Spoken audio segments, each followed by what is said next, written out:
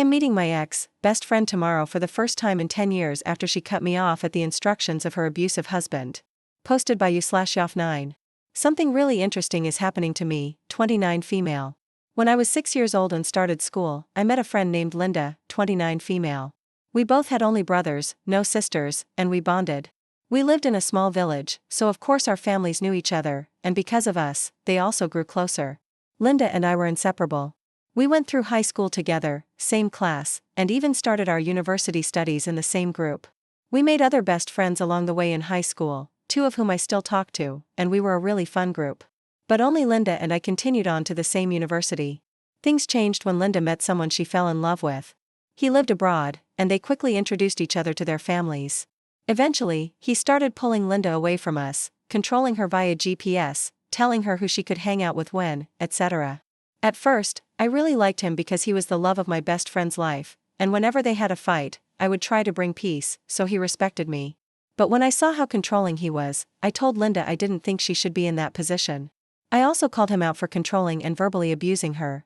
When I did, he forbade Linda from ever hanging out with me again specifically and slowly distanced her from the entire group. We lived in the same village, but I never saw her again. She even dropped out of university. Her parents invited me to her wedding, and I didn't want to go, but my parents said we should attend for the sake of the family friendship they were invited to. I saw Linda for the first time in almost a year and a half wearing a wedding dress.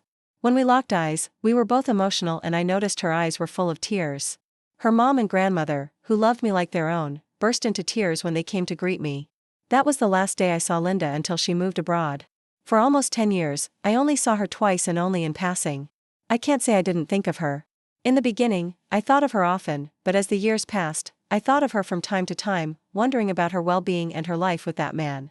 I heard some rumors that she was struggling in her marriage, but nothing specific until a couple of months ago when I met her father and her son at a coffee shop in town.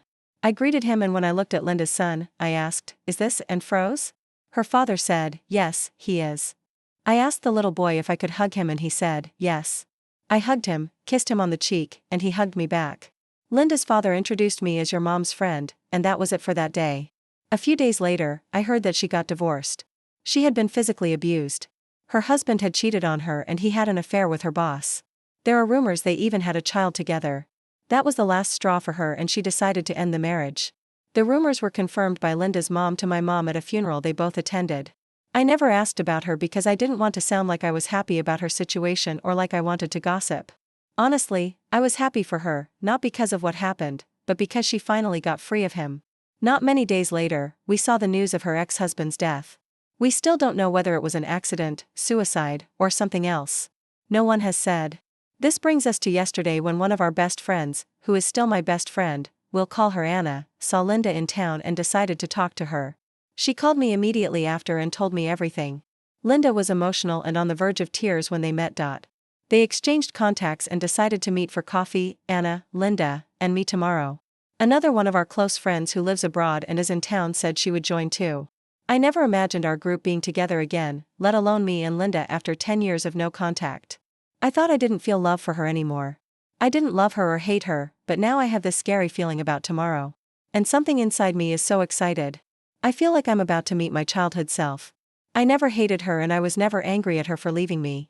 I was angry at her decision to ruin the beautiful life she had created before he came along. I felt angry and sorry only for her. But I know things happen for a reason, so I never judged her for her decisions. It was her life and her mistakes to live. None of us are perfect and we all make stupid decisions. The thing is, the heart always goes back to its home. No matter her reaction, cold or warm, I'll still try to talk only about our childhood and the beautiful things we did. I want her to feel safe and to bring her just a glimpse of the beautiful life she had in the middle of the hard times she's going through. I am so excited. Update 2 days later. Hi everybody. I hope you're all doing well. Some of you asked for an update about me meeting my friend. The meeting was yesterday and it went better than I imagined. We had to meet after I finished my shift and throughout the day I felt a mix of emotions. I didn't know how she would react when she saw me. Anna and she had scheduled the place and time to meet all of us. And when I got there, they were already talking and greeting each other. I told myself that no matter what, I would give Linda a warm and long hug. And after that, if I felt her discomfort, I would take a step back. She hugged me back, and at first it felt good, but a little strange, like I was hugging a stranger. But after a few seconds, it felt like I was hugging the Linda I know. We walked a bit until we decided where to sit for coffee, and I didn't want to ask anything about what she'd been going through. I wanted our first meeting to be filled with laughs and good memories. Anna didn't ask her either. We went straight to being our teenage selves, being silly and mocking each other, of course, in a good way. Linda initially seemed a little uncomfortable because I know she felt guilty about how things ended between us without an explanation, without saying goodbye, without any reason. But when she saw us being completely ourselves, like we used to be when she left, she started opening up, becoming more comfortable, and laughing with us. I didn't want to sound like I didn't care about her life at all. So, I asked if she was working, how her son was, and other general things.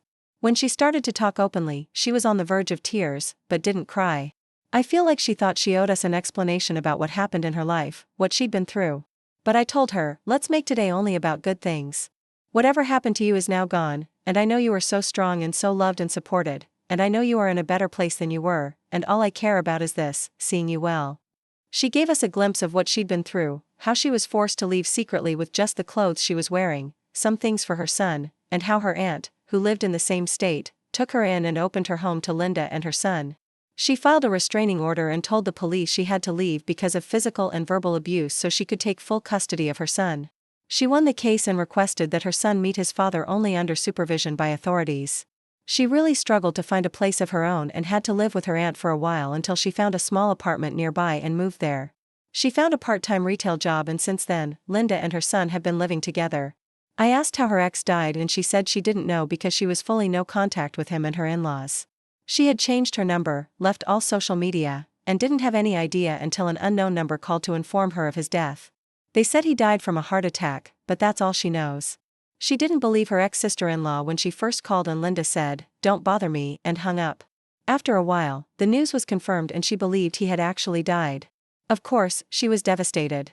Hearing her story brought me to tears and I told her that the most important thing is that she's doing better and to never look back on the past.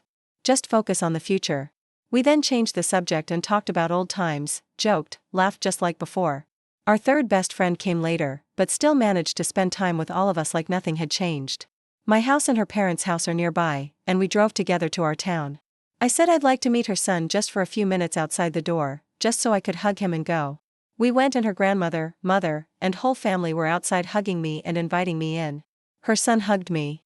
He was a little shy, but I didn't want to push him to be closer, so I just hugged him and let him be.